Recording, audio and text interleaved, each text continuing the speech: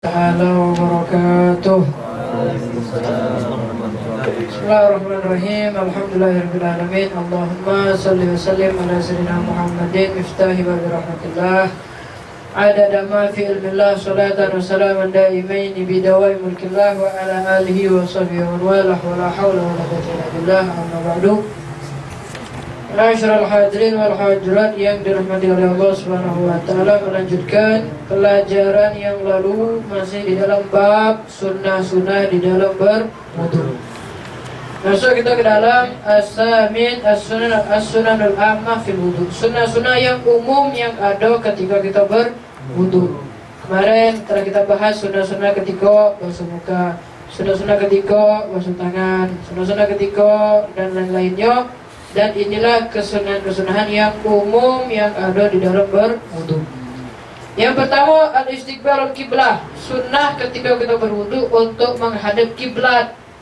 Makanya kalau kamu muat masjid, muat mushola, usahakan kerannya ngadep ke tempat kiblat. Jadi uang wudu itu sekalian langsung ngadep ke kiblat. Itu hukumnya sunnah. Kemudian al-julus, disunahkan berwudu dalam keadaan duduk. Makanya di Masjid Agung tu ada batunya. Jadi Al-Mandan satu area juga ada batu buat duduk. Sini ada tak? Buat sini ngomong. Buat batu untuk duduk berwudu. Itu hukumnya sunnah.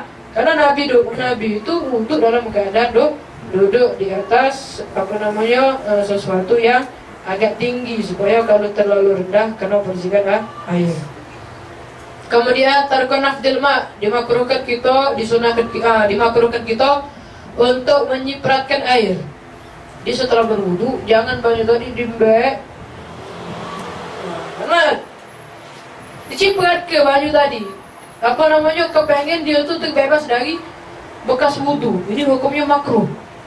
Jadi an-nafdu katabari minal ibadah. Menyipratkan air wudu seperti kita ini kepengen terbebas dari ibadah. Seakan-akan kita ini risih dengan ibadah wudhu kita. Seakan-akan kita ini kepengen cepat-cepat selesai wudhu ini.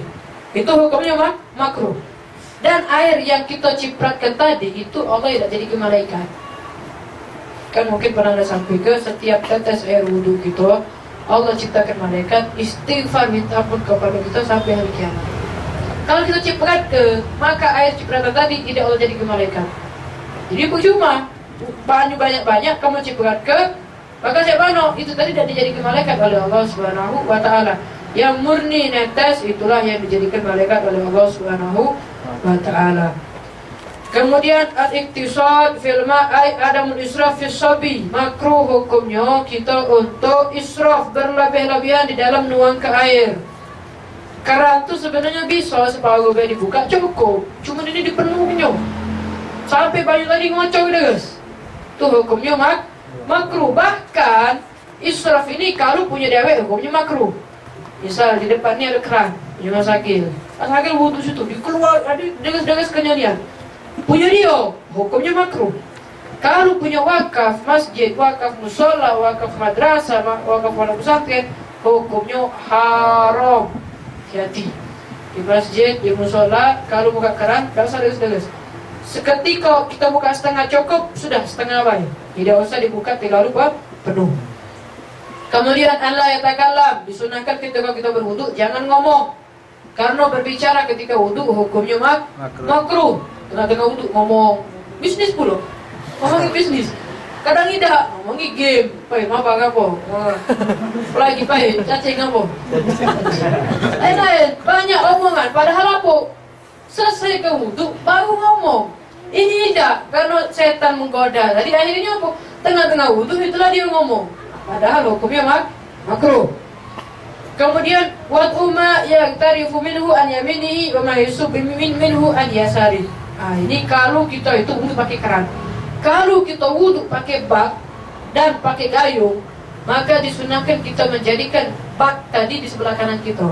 Tempat wadah air atau tempat kita ngambil air itu sebelah kanan. Jadi ketika kita wudu kan biasakan uang ini kan biasanya tangan kanan tidak kidal dimegang cantik itu biasanya tangan kanan. Jadi ketika dijadikan tempat air dari sebelah kanan jadi mudah dia ngambil pakai tangan kanan. wudu. Kalau jadi ke sebelah kiri, ngembeknya macam ini. Sarok, maka apa jadikan dari sebelah kanan. Itu kalau wudunya dari bab mandi. Kemudian disunahkan juga al-mualah, yaitu apa? Terus menerus sekiranya air wudu sebelumnya itu belum kering setelahnya. Jadi disunahkan kita ini untuk mualah sekiranya apa? Ketika kita kepengen membasuh bagian tubuh berikutnya, itu bagian tubuh sebelumnya belum kering. Makanya ada yang nanyo sebagai tadi, Ustaz, cek mana hukumnya ketika kita wudu di masjid, baju di sini habis. Cek mana hukumnya? Boleh tak kita balik negos ke di rumah? Anak jawab, ente wudu cuci muka di Palembang, ke bandara, naik pesawat sampai Jakarta, gaya ente belum kering, cuci tangan di Jakarta. Setelah di Jakarta, naik pesawat lagi ke Surabaya, ngusap rambut di Surabaya, tangan belum kering. Dari Surabaya naik lagi ke Bali, pesawat lagi ke Bali. Untuk apa? Di Bali basuh kopeng, sedangkan kepala belum kering. Dari Bali naik pesawat lagi ke mana? Nusa Tenggara Timur. Di Nusa Tenggara Timur cuci kaki bang, sedangkan telinga belum kering. Jadi mulai wudhu Palembang, cuci kakinya di NTT. Boleh tak? Boleh selagi belum kering. Jadi cak mana? Ya ketika baju masih habis, selagi belum kering, cari baju, balik kamu cuci, selesai ke? Yang penting belum kering.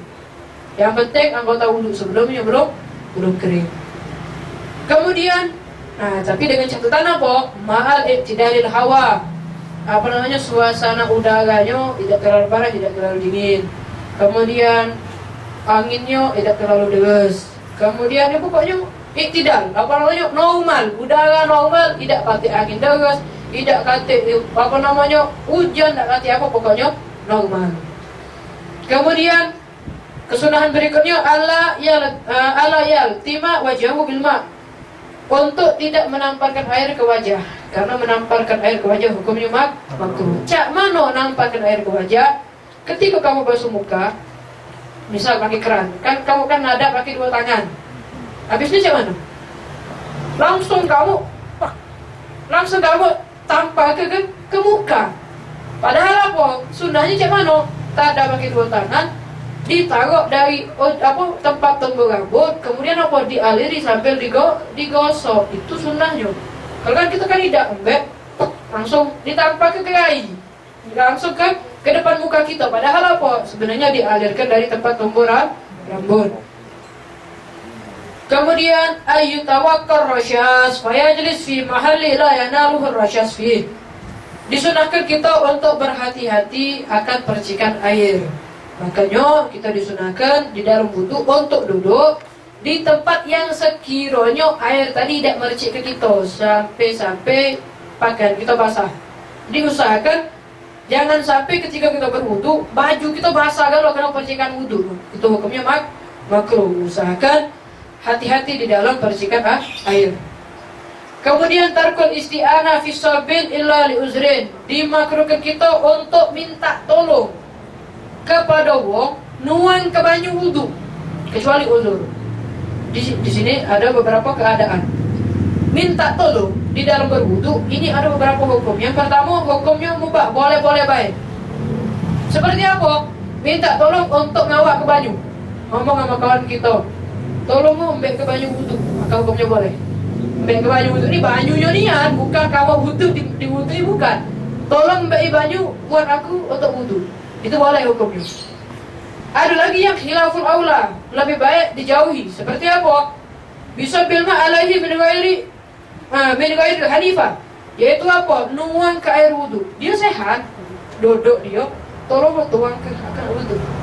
Minta tolong tuang ke air untuk dia wudu. Sedangkan dia tak kata uzur, hukumnya khilaful aula. Lebih baik dijauhkan. Ada lagi hukumnya makruh, yaitu apa? Fi ghusli adaihi, minta tolong kepada wong untuk masuk ke daripada anggota wudunya. Dia sehat, cuma apa malas, tolong gosok ke tangan aku, kena wudu. Itu hukumnya makruh. Ada lagi hukumnya wajib. Kapan wajib? Idza kana ajizan kamarid. Kalau dia sakit, kalau dia uzur, tidak mampu, dia tergoleng ada di dia cuma bisa duduk di kursi wadah, tidak pacak ke tempat wudu. Akhirnya apa? Dia sholat diwudui. Ini hukumnya wajib. Ketika dia tidak mampu untuk wudu, tapi bisa diwudui, ini hukumnya wajib. Walaupun dia keluar duit untuk bayar orang yang wudu ke dia. Kan banyak ini. Kadang ada orang di rumah sakit, dia bisa wudu. Cuman gara-gara tak kata yang nolong dia, tak kata yang nuang ke banyu, tak kata yang ngosok ke nyo, akhirnya dia tak jadi wudu. Akhirnya sholat menghormati waktu baik. Ketika dia ada uang yang pacak diminta tolong, maka cak mana hukumnya wajib. Dan ketika uang tadi minta bayaran, oh tolong tuang ke aku tak pacak untuk dewek. Ngomong dia, ya sudah, kau minta tolong sama aku, ada ongkosnya. Maka cak mana wajib dia bayar. Demi dia bisa untuk berwudu. Karena kita ini alhamdulillah wudu tak minta tolong lagi. Wudu kapan saja jadi. Kemudian tarku tansyif illa li uzrin. Disunahkan kita untuk tidak mengeringkan air bekas wudu. Ngelap air bekas wudu. Kadang kita ini selesai wudu kepengen baju ini cepat kering. Dilap pakai handuk. Kadang ditegak depan kipas. Macam itu. Ini hukumnya makruh. Sama alasannya tadi. Seakan-akan kita ini kepengen terbebas dari ibadah. Kepengen seakan-akan kita ini tidak kepengen lama-lama dalam ibadah. Ini hukumnya makruh. Illa li uzur, kalau ada uzur, kecuali kalau ada uzur. Seperti apa? Hari dingin. Kita di kutub utara wudu. Dingin nak matilah. Kita orang Indonesia misal, bukan orang sana. Wudu kita, tapi dingin. Selesai wudu langsung kita lap. Apa hukumnya? Boleh, bahkan sunnah hukumnya. Ngelap air bekas wudu kalau ada uzur. Ini kan uzur. Ini kan ada hajat. Kenapa? Terlalu dingin. Atau apa? Takut terkena najis. Contohnya macam mana? Selesai wudu, kalau kita keluar, kita bakal kena debu yang najis. Misal kita wudu ada di rumah, selesai wudu masih basah, kita keluar, misal tempat wong bakar babi, nakar daging sate babi, misal ini kita takut kena asapnya ini, bakal najis ini. Maka macam mana hukumnya? Sunnah untuk dikeringkan. Kenapa? Karena ada hajat. Kemudian tarku ziyadah ala salaf, dimakruhkan bagi kita, disunahkan bagi kita untuk meninggalkan lebih dari 3 kali basuhan. Jadi kan kita ini kan basuh tangan, kumur-kumur, hidung, muka, tangan, kepala, telinga, kaki, seluruhnya disunahkan berapa kali? 3 kali tuangan, 3 kali usapan. Maka cek mana untuk tuangan keempat, basuhan keempat itu hukumnya makruh. Jadi ketika kita sudah 3 kali, sudah cukup. Kalau sudah menyeluruh, jangan ditambah sampai 4 kali basuhan, 5 kali basuhan. Maka itu bisa hukumnya makruh dan bisa hukumnya haram. Haramnya kenapa? Israf, buang-buang, berlebihan. Kemudian Allah yang kusarma wudu an muddin, disunahkan bagi kita untuk tidak kurang air wudu kita dari 1 mud. 1 mud itu 1 genggaman tangan. 1 genggaman tangan tidak kurang dari sini. Air wudu kita tidak kurang dari 1 mud, 1 genggaman tangan. 1 genggaman tangan ini dengan tangannya Nabi ya. Mud ini mudnya Nabi. Kenapa? Karena Nabi wudu dengan 1 kali tuangan. Nabi itu kalau wudu ngambil pakai 2 tangan dengan air, ngalirkan dari kepala seluruh anggota tubuh kena galuh. Kenapa? Karena badannya Nabi mulus. Balik kita aspal. Ngapa longsor dikit langsung hilang banyak tadi. Masuk kalau kulitnya Nabi tidak. Jadi Nabi itu kadang Nabi wudu itu dengan 1 tuangan 1 mud diusapkan ke wajah, seluruhnya penuh. Itu termasuk daripada kemuliaan Nabi. Kemudian istishabun niat ila akhirul wudu, disunahkan bagi kita untuk menghadirkan niat sampai selesai wudu. Jadi kita ini meyakini bahwasannya yang kita lakukan ini lagi wudu, terus ini jangan foto sampai selesai wudu. Itu hukumnya sunnah. Cuman kalau kamu takut terkena penyakit waswas, lebih baik tidak usah. Kemudian sebagai penutup, beliau memberikan kita tempat-tempat yang disunahkan kita untuk berwudu. Yang pertama, li'iradatin naum. Ketika kita kepengen tidur, baik tidur ini, tidurnya pagi kah, tidur malam kah, sedengat kah, lama kah, bahkan tidur duduk pun kita disunahkan untuk berwudu. Kenapa? Karena ketika kita tidur, kita tidak tahu bakal bangun lagi apa, tidak. Bahkan semalam Habib Muhammad bin Mustafa Al-Bahar itu yang dari Hadramut, beliau mengatakan apa? Bahkan ulama itu menganjurkan terus menerus setiap saat ada wudu. Kenapa? Ketika wudu kita batal, wudu lagi, terus wudu terus. Kenapa? Karena kita tidak tahu kapan ajal kita datang. Ternyata ketika ajal datang, kita dalam keadaan wudu, alhamdulillah, meninggal dalam keadaan suci. Cuman ketika kita ajalnya datang, kita dalam keadaan tidak kata wudu, alhamdulillah. Makanya ketika kita tidur, wudu usahakan. Kenapa? Karena kita tidak tahu bakal bangun lagi apa tidak.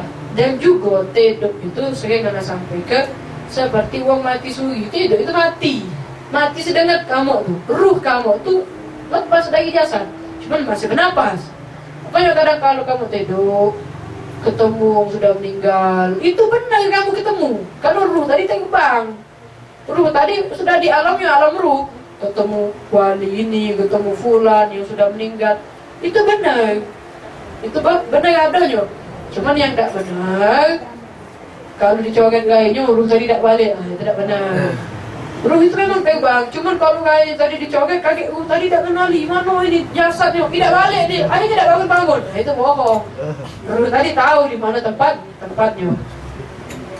Kemudian baik tidur pagi, baik tidur di siang hari ataupun tidur di malam hari, walaupun sedengat, anak ini cuma nak ngoling ke badan dengan baik, tidur setengah jam baik, tetap harus ada wudu. Kenapa? Ya mungkin bagi itu setengah jam, ternyata selama lama dia tidur, tidak bangun. Ini bisa jadi. Intinya setiap saat usahakan harus ada wudu. Kemudian liqiraatul Quran. Ketika ingin membaca Al-Quran, membaca bukan memegang. Kalau memegang wajib ada wudu. Untuk membaca walaupun tidak kata wudu boleh tanpa megang, cuman hukumnya makruh. Sunnahnya ada wudu. Wal huduri majlisil ilm wa zikir, dan ketika kita hadir majlis ilmu dan majlis zikir. Kenapa? Kamu ini yang sudah, ini kan sebutan kamu ini sudah budak majlis sudah. Ashab majlis, bahkan nama grupnya apa? Syabab majlis, pemuda-pemuda majlis. Wong yang kalau sudah duduk di majlis taklim, cuman ketika dia hadir tidak kata wudu, aib bagi dia. Kamu sekarang, kalau tidak kata wudu, aib bagi kamu. Kenapa? Kamu sudah hadir majlis berapa kali? Kamu sudah hadir pengajian berapa kali? Tapi ketika majlis tidak kata wudu, itu adalah sebuah aib bagi orang yang menuntut ilmu. Tambah lagi bagi ustadznya.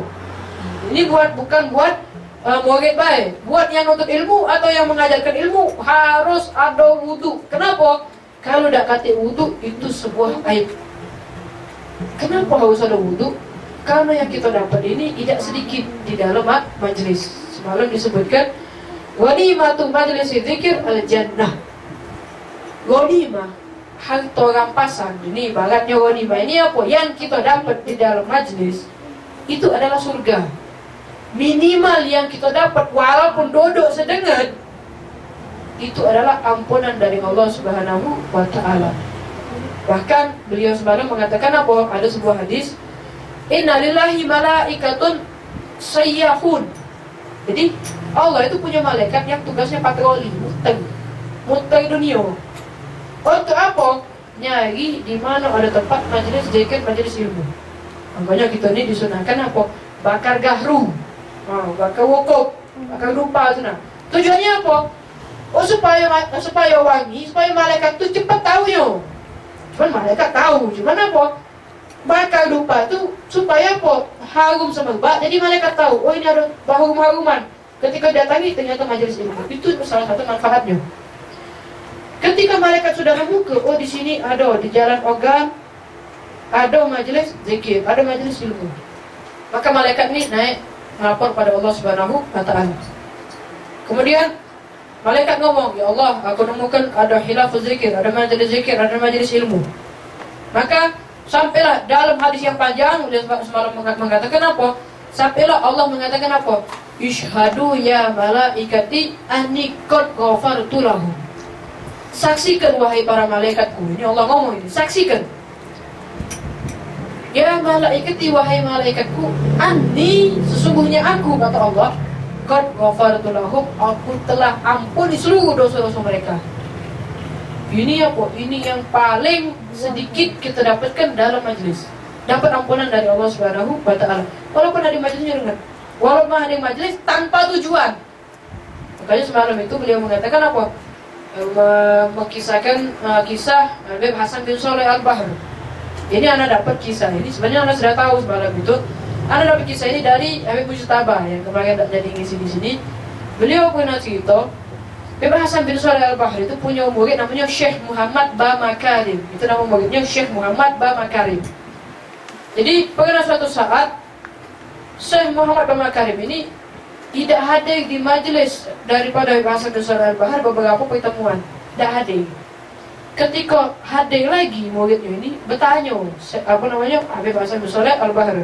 Ini yang Anda sampaikan salah satu tanda guru itu sayang kepada muridnya. Ketika dah hadir, ketika jarang hadir, satu kali dah hadir, ditanya, kau kemana? Kau tidak hadir? Maka beliau mengatakan apa? Aku ini ada teman, ada kawan aku, seorang murabi ini rentenir, tukang anak duit, uang yang berkecimpung di dalam sesuatu yang haram. Akhirnya apa? Oh, kok bisa kau ke sana? Dia ini kepengen tobat. Ketika dia manggil aku ke rumah, mengundang aku ke rumah dia datang, dia ngomong dia kepengen tobat nasuha. Dia kepengen mengembalikan seluruh harta yang dia mbek. Seluruh anak duit tadi nak dibalikkan juga kepada yang berhak.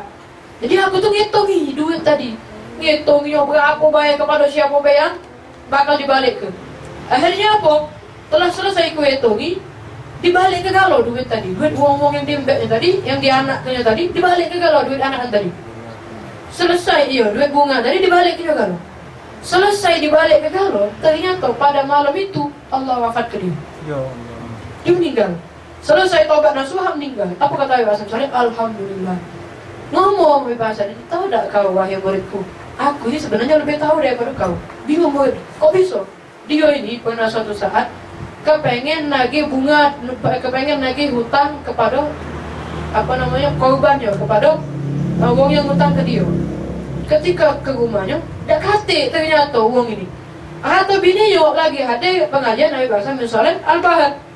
Dan uang ini yang tadi ini datang ke majelis untuk apa? Nyari uang yang diutanginya, untuk nagih bunga, untuk nagih duit riba. Ternyata ketika dia datang, kata Habib Hasan bin Shalih, ini yang kata Habib Mujtaba, dia nyinggung aku pun nyinggung dia. Ternyata ketika itu pintu langit terbuka, rahmat Allah turun, dia dapat tobat langsung.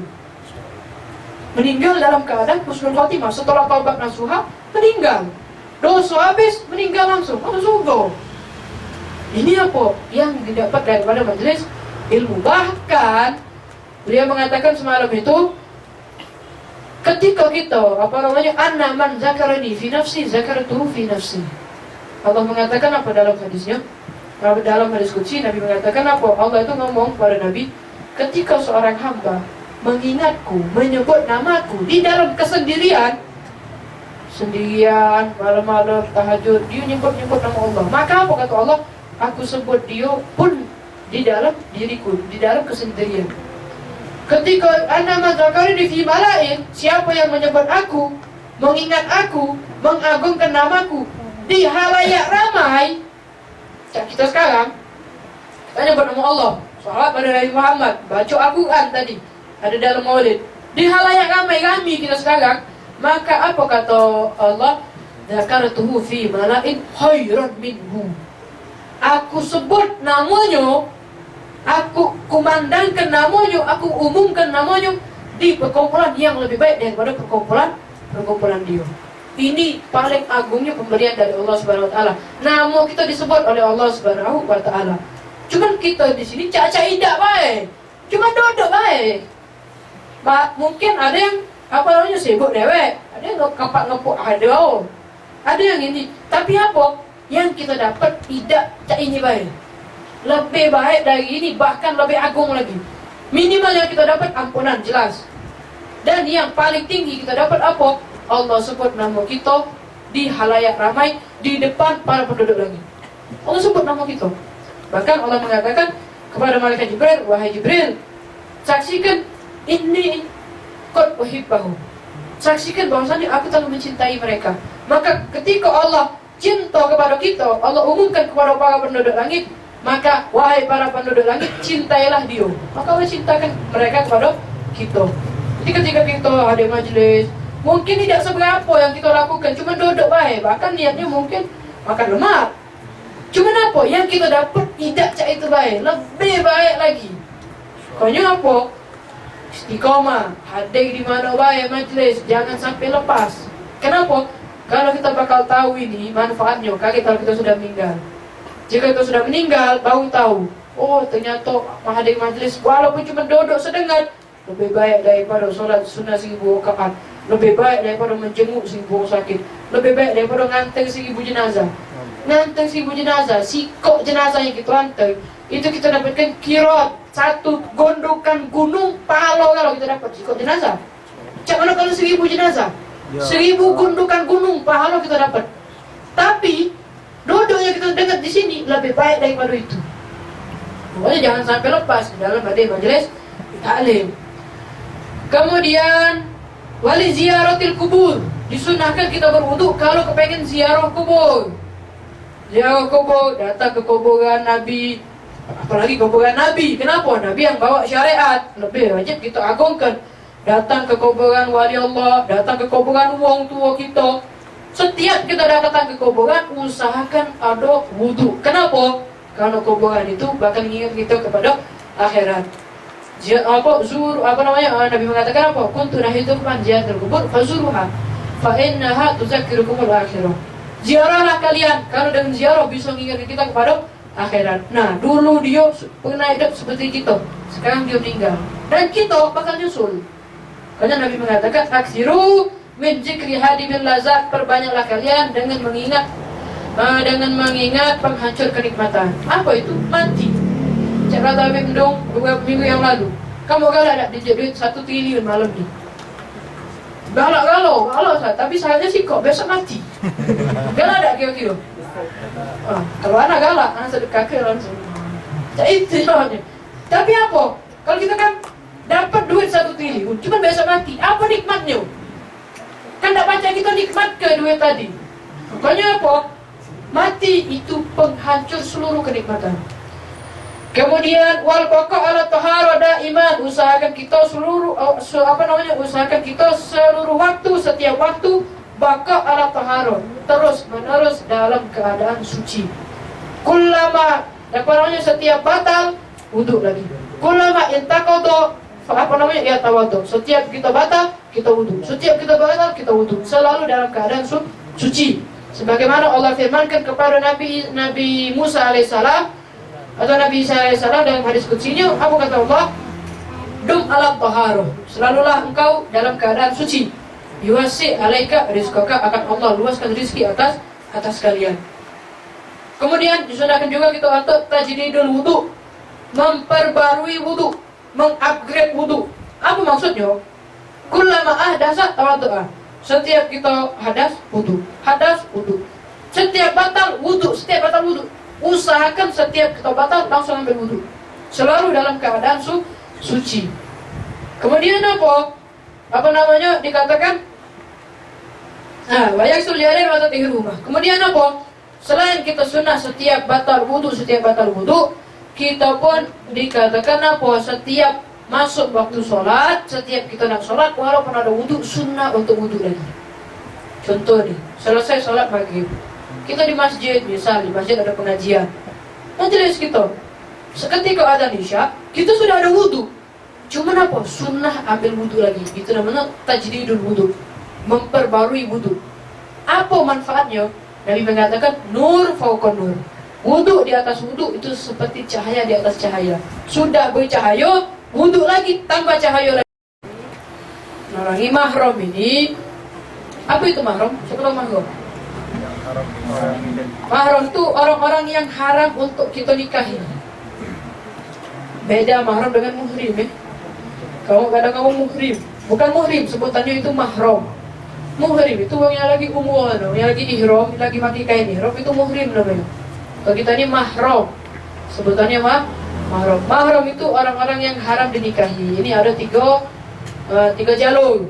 Pertama jalur nasab, bapak, ibu, kakak, adik, mama, bibi, kakek, nenek, itu sebab itu jalur nasab.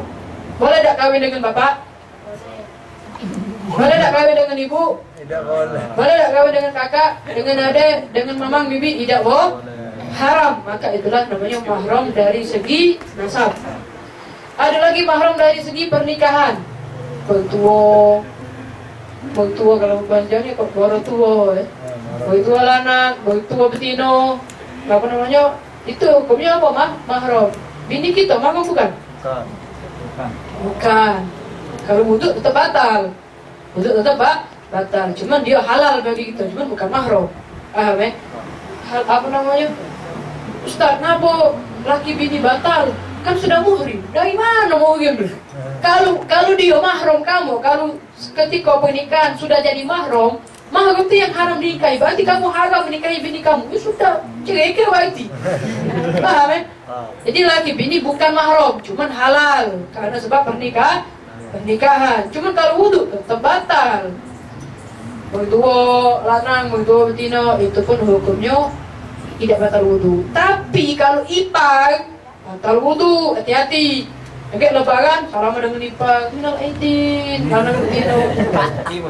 Cipika-cipiki. Tidak boleh. Salaman, sentuhan, kemudian salaman, sentuhan, kemudian apa namanya? Itu hukumnya tidak boleh.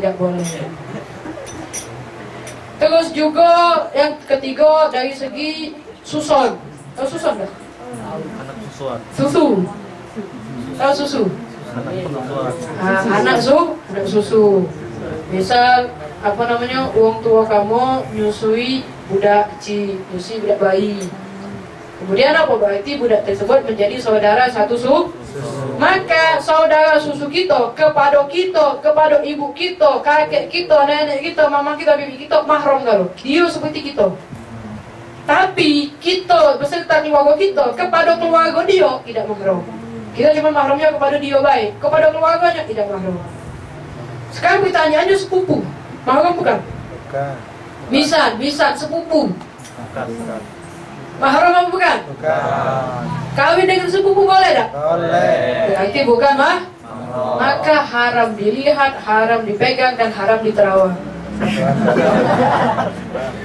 Haram hukumnya. Ini kadang kan kita nih satu sepupu serumah. Nah, sepupu datang dari jauh, tidur serumah, tidur tengah rumah, berdua tidur. Nah, haulah. Kadang misal lagi ketika lagi ada acara kan, macet bawang berdua. Ini sepupu bukan mahram. Kenapa? Karena halal kita nikahi. Sepupu bukan mahram. Termasuk juga istrinya mamang. Kita kepada bini mamang kita tidak mahram, jangan cium tangan kamu. Tidak mahram. Begitu juga dengan lakinya bibi kita, kalau kita betino. Salaman dengan laki bibi kita tidak boleh, batal wudhu. Kenapa? Bukan mahram. Kalau bibi kita meninggal, dia kawin sama kita pun boleh. Apa lagi tanya?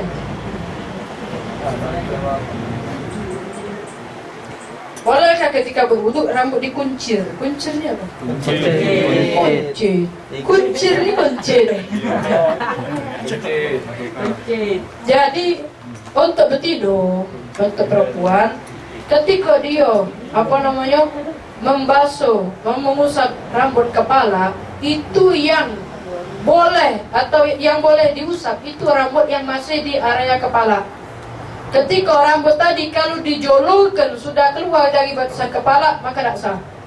Ketika wudhu batasan kepala, rambutnya tadi dijoloknya, masuk yang di bawah lah, yang di ujungnya, maka hukumnya tak boleh. Begitu juga dikuncitnya di sini, Ustaz masih kepala Ustaz, tapi apa kalau dijolokkan keluar, maka itu pun tak boleh. Jadi basuhnya di mana? Tempat tombol rambut itu basuh. Kena ke kulitnya. Paham kan? Jadi walaupun dikuncit, Ustaz, kalau kuncit, dan masih di kepala, Tapi dibasuh yang tempat kuncinya tidak boleh. Kenapa? Kalau dijolokan itu keluar dari area kepala, maka tidak sah. Jadi yang dibasuh yang mesti di area kepala. Yang kalau dijolokan tidak keluar dari batas kepala. Lagi. Rambut pakai pikok. Pikok itu maksudnya tembak. Warna. Pewarna. Sekarang nanya, apa hukum mewarnai rambut? Apa hukumnya? Mewarnai rambut. Apa hukumnya? Selagi bukan warna hitam boleh. Jangan kau ini buang lo kalau balik ini. Kalau kamu jangan tetaplah hitam. Kenapa? Kalau kamu bawa ke terus kamu balik ke cak mana? Botak ya sudah botak kamu. Nah dihitam ke haram hukumnya. Dicat hitam. Paham ya? Makanya kemarin itu ulama beda pendapat mengenai masalah ada kan merek sampo yang buat ngitem ke rambut. Ada kan? Tidak salah sebut ke samponya. Kang. Itu hitam ke rambut. Manfaatnya apa? Hitam ke rambut dan melebet ke rambut. Yang menghitam ke rambut itu yang masalah. Untuk manjakan melebet ke tak jadi masalah. Hitam ke itu. Nah, jadi apa hukumnya? Jadi masalah. Wudunya ya sah. Wudunya sah. Tapi kalau pikop atau pewarna tadi nutupi rambut, jadi dia ini sama cak ketek sama cak henna. Henna ini kan kalau dia meresap ke kulit sah wudhunya. Selagi dia masuk ke kulit hukumnya sah. Cuman kalau dia nutupi kulit, nah itu yang masalah. Sama seperti rambut. Kalau dia nutupi, ya jadi masalah. Kalau tidak nutupi, meresap ke kulit, meresap ke rambut, dia sah wudhunya. Ada lagi. Siapa yang pakai pikop? Apa? Pakai apa? Kalau orang bagus. Biasanya kalau ngomong tua, para duda-duda yang sudah ubanan, kalau dia nak beranten lagi, ono merah di rambutnya. Dia apa? Dicek rambutnya.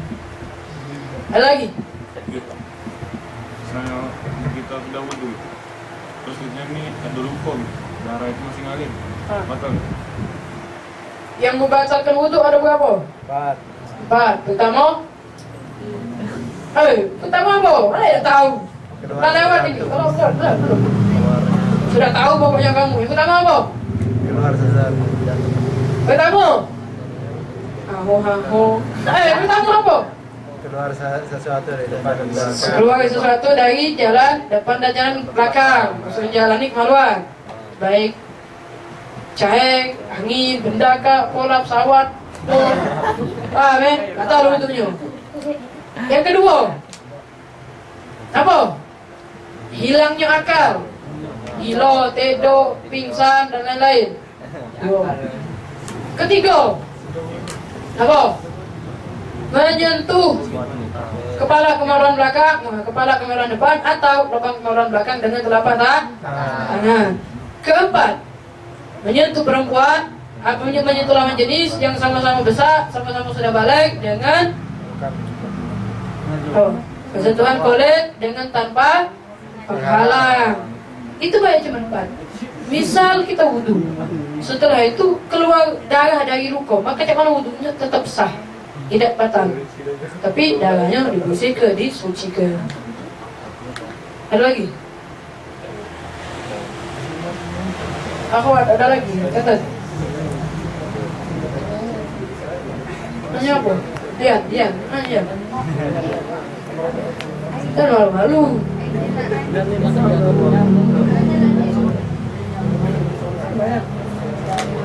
Hai, ada pertanyaan? Mana? Apa?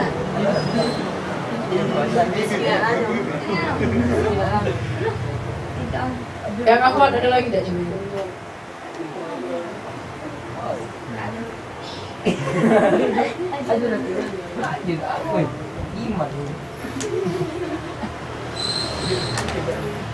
Jangan habis ini DM mana? Nanya banyak ini. Giliran majlis tidak bertanya, balik majlis DM WA. Tanya ya, apa DM panjangannya? Ada yang kamu tidak tahu, anak lagi tahu. Ada yang lain cepat.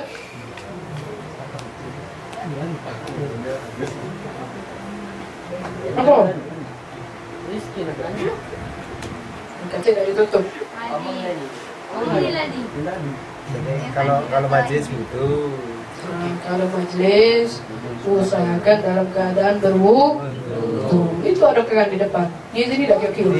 Nah, lah dapat berito. Jadi kapan deh kamu pakai wudu, Bos? Boleh. Kapan baik? Walaupun tidak ngomong ya. Nah, paham ya? Itu wudu tapi ya kamu buat minum botol. Cuci kaki.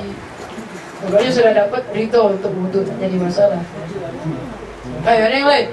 Kalau yang kan kalau Jumat itu tidur. Nah itu batal lah. Tidur ketika khutbah Jumat. Kalau tidurnya duduk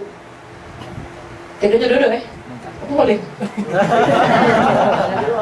Syarat tidur duduk tidak membatalkan wudu. Yang pertama, tidurnya harus dalam keadaan duduk. Kedua, ketika dia bangun masih dalam posisi tidur. Bangunnya tetap dalam keadaan dia tidur, duduk, tidak berpindah, tidak kanan kiri, geser kiri, tidak. Kemudian ketiga, badannya tidak terlalu gemuk, tidak terlalu kurus. Kenapa? Kalau badan terlalu gemuk, itu angin pacak keluar. Kalau badan terlalu kurus, angin juga bisa keluar dari belakang. Ketiga, dak kate ketika kita bangun, dak kate uang yang tunjuk tahu kalau kita kentut ketika kita tidur. Jadi ketika kita bangun, dak kate yang ngomong kalau tadi batal. Terus yang ke apa tadi? Yang keempat, 4 apa 5? 5. Makanya itulah. Yang berikutnya apa namanya? Itulah saja. Oh, pantatnya harus netap ke bumi. Tidak boleh ketika dia tidur, tidak boleh ngangkat sedikit, ke kiri sedikit, tidak boleh. Itu namanya tidur ketika duduk itu yang tidak batalkan wudu. Selain itu tidurnya batal wudu. Ketika dia bangun ternyata nguling. Tahu wudhunya. Kalau ngiler tidak jadi masalah karena memang tidur. Kadang kita ini tidak tidur. Kalau khutbah itu tidak tidur. Anak nanya, dengar tidak khutbah? Dengar. Itu dengar, masih tidur nih ya. Kalau khutbah terdengar, cuma tidak ngerti, itu bukan tidur namanya, itu ngantuk. Beda ya, kalau tidur itu biasanya ada mimpinya. Kalau ngantuk, dengar khutbah cuma tidak ngerti, itu ngantuk bukan tidur. Itu tidak batal wudu. Nak kamu kanan kiri tegak duduk lah kamu, tidak ada batal. Kenapa? Itu bukan tidur, itu namanya ngantuk. Nah, ini yang banyak terjadi ketika khutbah itu ngantuk, bukan tidur. Kalau mau sampai ngiler, tidur. Kalau sampai ngorok, tidur. Tambah lagi mimpi, tidur itu. Paham ya? Nah, macam mana kalau tidak batal? Itu tadi syaratnya. Syarat tidur duduk yang tidak membatalkan wudu. Ada lagi? Sering tidur ya? Ketika khutbah. Lihat kan Lagi. Habis. Lagi nulis, siap. Ditunggu. 4 kali 4 16. Apa terusannya? Oh, berarti kamu ni kalau ini tak ada zaman ni ya, cewek apa lagi suka. Kalau zaman web dan ini tak kata HP pakai surat. Paham ya? 4 kali 4 16. Cepat siapa? Sempat tak sempat harus dibalas. Itu cewekan kalau pakai kertas. Kamu lah pakai HP. Lain. Masa gil sama mana? Baik. Kalau begini loh. Jangan. Oh, anak pakai L. Nah, mengapa mencabut uban makruh? Benar tidak uban bisa menerangi di hari kiamat? Lalu bagaimana jika diwarnai makruh tidak? Mencabut uban hukumnya makruh. Nyabut uban hukumnya makruh. Kenapa? Karena uban itu cahaya. Benda yang tidak bisa menerangi di hari kiamat, yang bisa menerangi di hari kiamat itu wudhu kita, membandak dan angin. Karena ketika kita sudah meninggal, kita bakal dihidupkan di umur 33 tahun. Dan umur 33 biasanya belum berubah. Pahlam kali. Nah, jadi uban memang benar cahaya, tapi di hari kiamat insya Allah tidak kata uban. Kenapa? Karena kita dibangkitkan di umur 33. Walaupun meninggalnya tua, walaupun meninggalnya muda, seluruhnya kata umur 33. Cak mana hukum mewarnai uban? Makruh apa tidak? Tidak makruh. Boleh baik mewarnai uban. Bahkan kalau memang ya cak tadi yang saya sebut ke, misal ada wong tua kamu yang lanang, bapak kamu pengen kawin lagi, dia sudah ubanan, cat merah, cat oranye, boleh hukumnya demi menarik daripada lawan jenis. Bahkan untuk cat hitam boleh, tapi untuk berperang baik. Di waharamu khidabu sya'ri bisawad li rajulin wa imra'atin la lil jihad. Waharamu khidabu sya'ri bisawad, haram memacari maksudnya mewarnai rambut bisawad dengan warna hitam. Li rajulin wa imra'atin, baik bagi laki-laki maupun perempuan, la lil jihad, tidak haram kalau untuk jihad. Kalau untuk jihad boleh, bahkan dianjurkan. Kenapa? Kalau kita tidak warnai uban kita dengan warna hitam, mau tadi juga tuh kalau enggak baik kalau tidak diwarnai hitam. Kalau kita warna hitam walaupun kepo, cuman rambut kita hitam pekat, wah muda-muda kalau masih gagah kalau. Karena kan creeper kan tidak kejingoan, karena pakai baju besi, pakai baju perang, tidak kejingoan. Ketika nengok, oh rambutnya hitam, muda kalau ini.